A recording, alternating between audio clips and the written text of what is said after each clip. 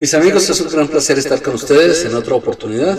Bueno, hemos tenido un día maravilloso donde hemos podido ver un nuevo profeta del Señor. El proceso ha sido explicado, fue explicado, pero continúan habiendo preguntas y por ello me gustaría responderlas a través de este video.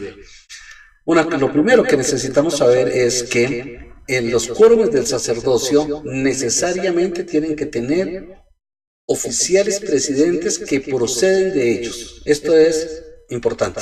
Así que debe haber apóstoles que presiden a los apóstoles, debe haber élderes que presiden a los élderes y sumos sacerdotes que presiden a los sumos sacerdotes. No voy a hablar de estos quórumes en esta oportunidad. La primera presidencia está conformada por tres sumos sacerdotes presidentes. Tres sumos sacerdotes que vienen y son escogidos normalmente de entre los 12 apóstoles, porque son los hombres con más experiencia, son los hombres más conocidos y necesariamente es a los que les corresponde esta posición y los que tienen la experiencia y el conocimiento indispensables para poder comprender cada uno de los asuntos que tienen que ver con esto. Vamos a empezar esta presentación un poco hace algunos años, cuando era presidente de la iglesia el presidente Hinckley con el presidente Monson y el presidente Faust como consejeros. Así que empezamos desde allí y vamos a ir viendo el proceso para que podamos comprenderlo con facilidad y podamos eliminar las dudas y las preguntas que podamos tener. Estos tres presidentes, hombres a los que pude conocer personalmente y con los cuales tengo un gran aprecio personal por diferentes razones. Los 12, entonces, son hombres que son los consejeros viajantes y son testigos especiales de Jesucristo, con una condición especial, y es que cada uno de ellos tiene las llaves de la iglesia. Cada uno tiene la totalidad de las llaves, solamente que el único que las ejerce en su totalidad es el presidente de la iglesia. Pero cuando falta el presidente de la iglesia, que es el que ejerce las llaves quedan, ya están sobre la tierra y quedan hombres sobre la tierra que tienen las llaves. Esto nos da una tranquilidad, nos da una seguridad y nos permite saber que siempre seremos gobernados por un hombre que tiene la bendición de nuestro Padre Celestial, porque en todo rigor, tal como está establecido el sistema, es un hombre que es elegido directamente por nuestro Dios.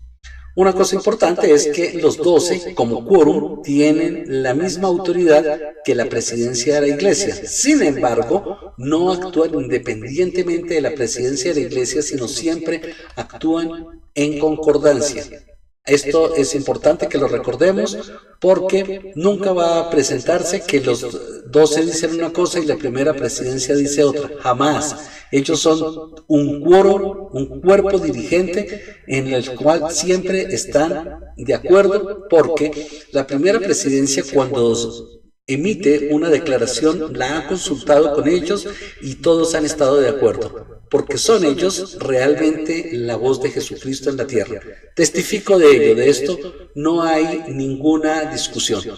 Un punto que es importante que en este momento sepamos es que la posición que ellos ocupan, que cada uno de los apóstoles ocupa en el quórum, está dada por el momento en que él llegó al quórum. Entonces la antigüedad no está dada por la edad personal, sino está dada por el tiempo en que ellos están en el quórum. Esto es importante que lo sepamos, que lo recordemos, para que tengamos una tranquilidad sobre la forma como ocurren las cosas en la iglesia. Esto nos lleva a que haya momentos en que hay apóstoles que son llamados al tiempo. Por ejemplo, el presidente Nelson, el elder Nelson y el elder Oaks fueron llamados al tiempo, pero el elder Nelson fue primero. Y así ha ocurrido y lo vamos a ver en el transcurso de esta presentación.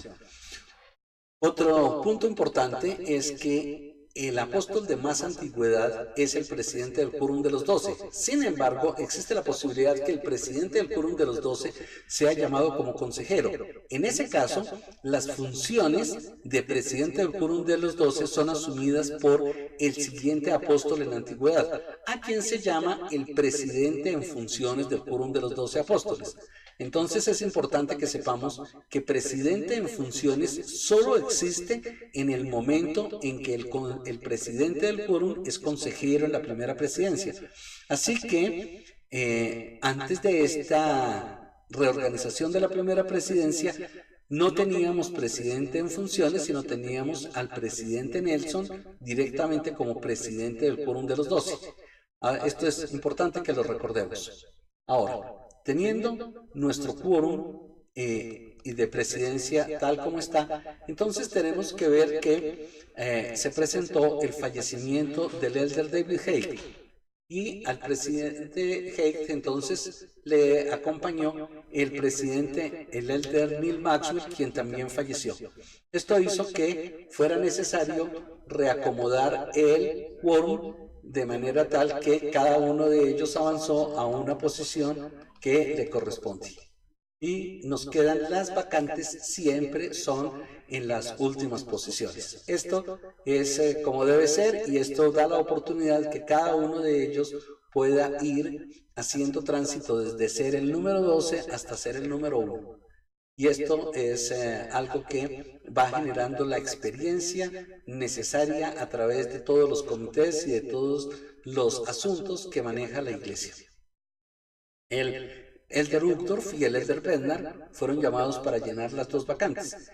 Aunque fueron llamados al tiempo, el elder Uchtdorf es primero. Esto nos lleva a que él ocupa una posición adelante del elder Bednar, y esto es importante que lo recordemos porque esto nos da un orden y nos da la forma como funciona el quórum. Así que con el llamamiento del elder Bednar y el elder Uchtdorf tenemos un nuevo quórum de los 12 apóstoles totalmente funcional y trabajando en nuestro beneficio. A partir de allí tenemos entonces que se presenta el fallecimiento del presidente Faust. Y con el fallecimiento del presidente Faust, entonces el elder Eyring es llamado como consejero, los apóstoles, los dos últimos, se acomodan y nos queda el espacio para el elder Cook. Y con el elder Cook de nuevo tenemos organizada el quórum de los 12 apóstoles. Después de esto se presenta el fallecimiento del presidente Hinckley. Al fallecer el presidente de la iglesia, entonces se disuelve la presidencia de la iglesia. Esto es importante que sepamos, que los consejeros no son consejeros que quedan allí, sino se disuelven, ya no, ellos son el consejero del presidente. Al no haber presidente, no son consejeros.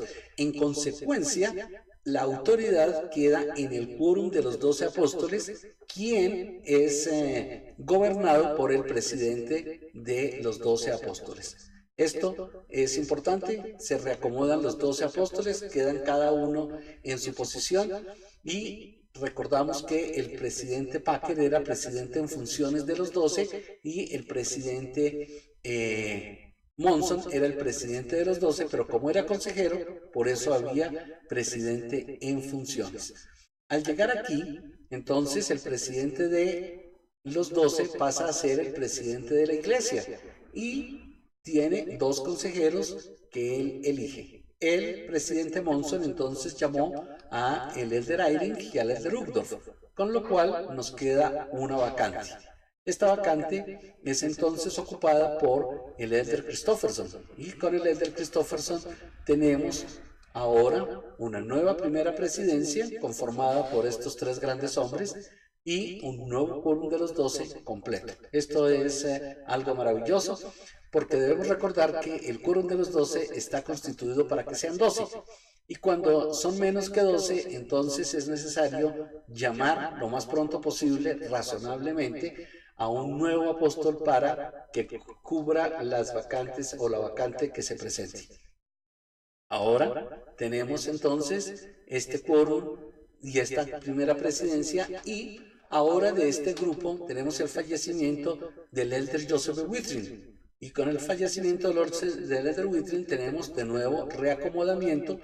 Se nos presenta la vacante que es ocupada por el Elder Anderson, con lo cual de nuevo tenemos un quórum de los 12 completos.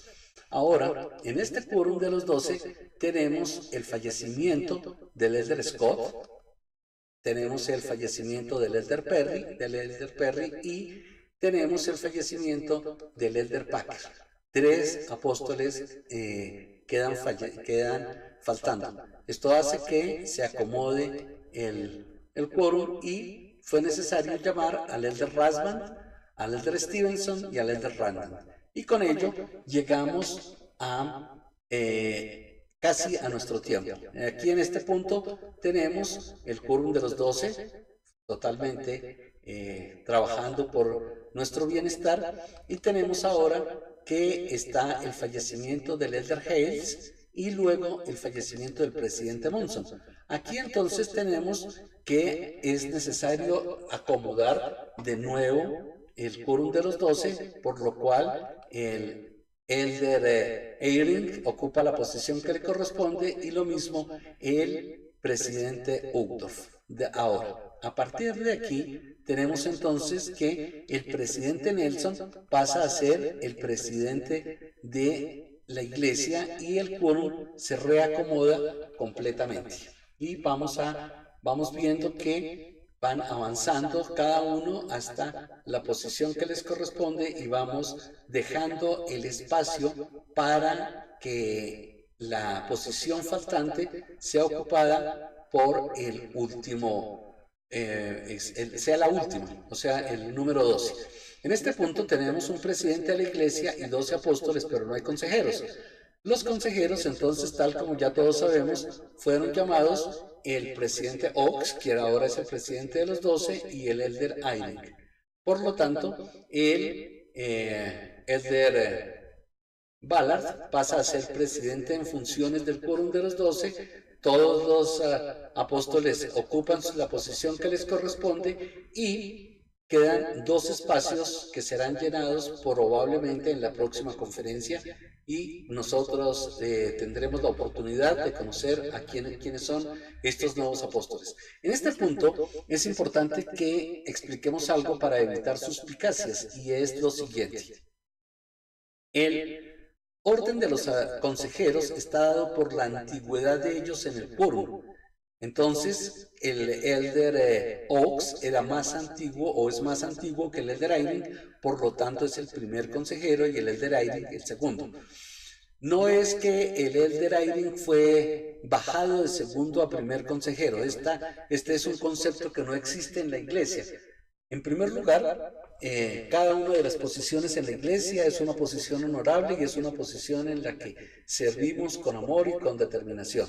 Aquí lo que tenemos es que la presidencia de la iglesia estaba disuelta, así que ya no era consejero de nadie, y ahora hay una nueva presidencia y se ocupa la posición que corresponde. Esto es maravilloso porque nos da tranquilidad sobre la forma como ocurren las cosas. Si lo pensamos con cuidado, nos daremos cuenta que esto en realidad es así y que nosotros no deberíamos sentirnos que estamos en una carrera y si somos segundos, luego primeros, luego presidentes, sino estamos en el servicio del Señor.